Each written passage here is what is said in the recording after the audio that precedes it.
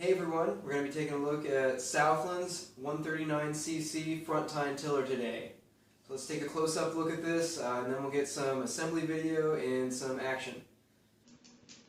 Assembly wasn't too bad. It took me about a half hour overall. I used a 1/4 inch impact wrench with a 3-inch driver extension that really sped things along. I used a 10mm, a 12mm, a 13mm, and a 17mm wrench and socket set. So you might as well just go ahead and buy the whole set if you don't have those, because it'll be a lot more cost effective than buying them individually. So you need wrenches and sockets to both hold the nuts and drive the bolts.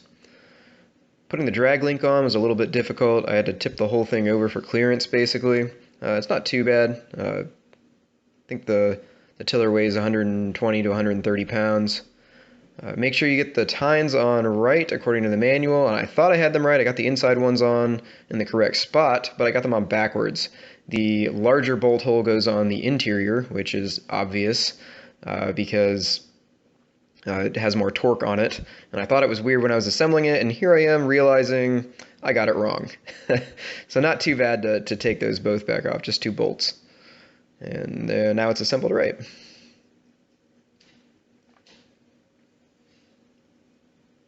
Once again, the impact driver really sped things along. And here I am putting on the fenders. They're just 3 bolts each, and I actually used a right angle impact driver to get under the air filter there on that side to tighten those last 2 bolts. You can see me get it out here in a second. Yeah, there we go. And attaching the pull cord, and just about done. Alright, so this tiller is a 139cc engine. It's got 5 foot-pounds of torque. It doesn't really state what brand it is. I don't know if Southland makes it or if they contract out for it, but you know, it's not one of the big name brand engines. It's run so far pretty good for me, and it seems like it's got enough power for, this is a 21-inch wide tine setup here, and actually if you, these outer tines come off, if you unbolt them right here, and you can switch them around so it's a 16-inch wide, or you can completely remove them and it's an 11-inch wide tiller. So if you want to really power in some small areas, you can still do that. You can take these wings off as well, the guards, so you don't get stuff kicked back at you from the tines. So these outer wings removed too. So if you really got to get this in some narrow areas, that's possible. The tiller is a drag link, or it's a kind of got a swivel on back here. It's got plastic wheels, so not rubber, not pressurized, and you can see you can drag it like this along, but when you try to push it forwards, the link back here will swing out and you'll end up digging in with this drag link right here. So it's not the easiest to transport because you've got to drag it by the handle everywhere, but you can get it across the yard without too much trouble to where you want to till. This drag link is adjustable. It's got 3 different settings.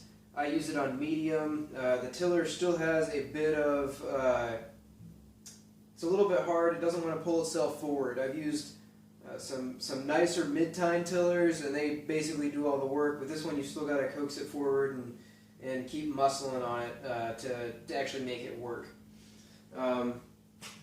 But as far as tilling goes, it seems to have plenty of power. It just doesn't like to drag itself along. The handle is adjustable. You can see you can pull these knobs off and bump it down one more spot if you want it a little bit shorter. I don't really know why you want it shorter because I'm 5'3", and this is perfect height for me, so no big deal there. Your pull start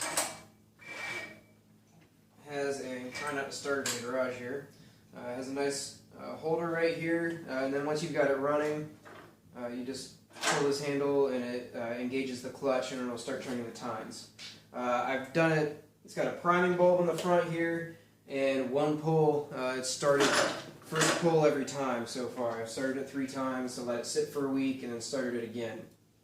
So we'll take a tour of the engine and then we'll get to tilling. Alright, first thing you want to do when you get this all assembled is put oil in right here.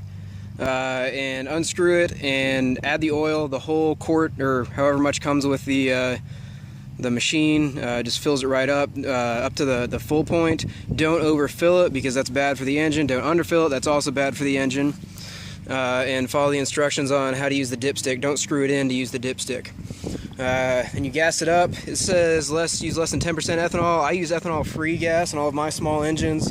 This keeps the carb from gumming up when you let it sit for a long time. And then come over here, flip this switch to on, and push it 3 times to prime it. I've already had this thing running, so I'm not going to prime it. And then you just come up here and give it a crank. So here we go.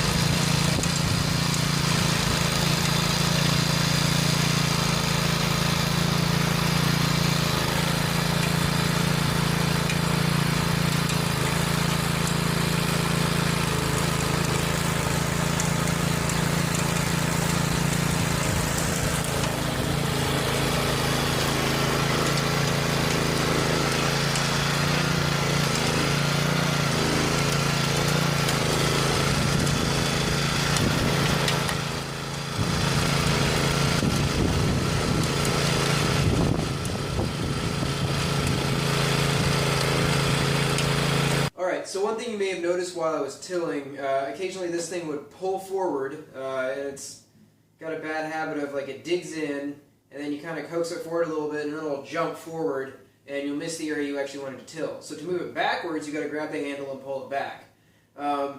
Normally with a regular tiller that has wheels that lock up out of place, that's not a big deal. You just pull it back a little bit. But with this one, you've got to pick it up and over, because these wheels kick forward when you start pulling it backwards. So you got to pick it up over the weight of these wheels, over the height of these wheels, pull it backwards, and you got to pull it back farther than a regular tiller that doesn't have this swing mechanism, because you've got to push it forward and allow for the wheels to once again collapse back to actually get to where you want to re-till. So that's probably the most annoying feature of this tiller. Other than that, it performs pretty well. It tends to wander a little bit more than other tillers I've used, but the tiller experience that I'm coming from is I've used a little $90 electric 11-inch wide tiller, which was a piece of junk for breaking sod. It's really only used as a cultivator.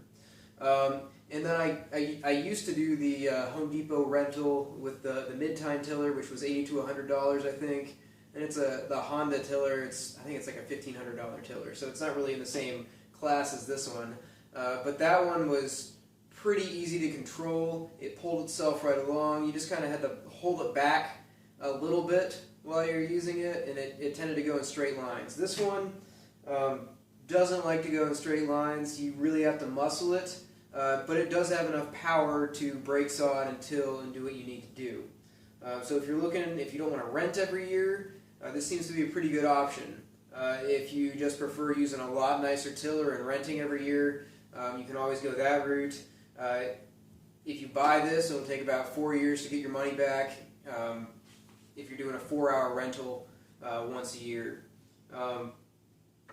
But it's nice to have a tiller on hand, so you don't have to run to the store, run to the rental place, rent it and come back and make sure you've got it cleaned up in 4 hours. So overall, this took me 1 hour and 15 minutes to do a 25 by 65 garden area, and that had previously been tilled, but there was gravel in some spots of it. There was some of the rows had mulch in between them that was hard packed that I had to pull up.